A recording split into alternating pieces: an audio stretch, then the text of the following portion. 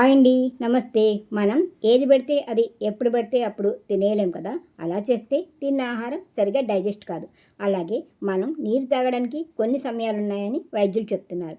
శరీరంలోని అవయవాలన్నీ క్లీన్ చేయడానికి ఉదయం నిద్ర లేచిన తర్వాత ఒక గ్లాస్ నీరు తాగడం వల్ల శరీరానికి శక్తి వస్తుంది.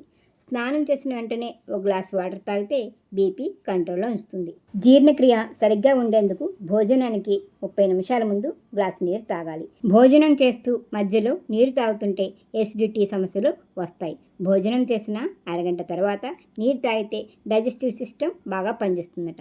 ఎక్సర్సైజ్ చేసిన కొద్ది సేపటికి తర్వాత నీరు తాగడం మంచిది. అలాగే ప్రోటీన్లు ఎక్కువగా ఉండే ఫుడ్ తీసుకున్నప్పుడు నీటిని తాగడం కొంచెం తగ్గించాలని, రాత్రి నిద్రపోయే ముందు ఒక చిన్న గ్లాసు నీరు తాగితే మంచిదని వైద్యులు చెప్తున్నారు. ఇటువంటి ఆరోగ్య, మానసిక, సౌందర్య వీడియోల కోసం సుస్వరవాణిలు ఛానల్ని సబ్స్క్రైబ్ చేయండి. నన్ను ప్రోత్సహించండి. నమస్తే.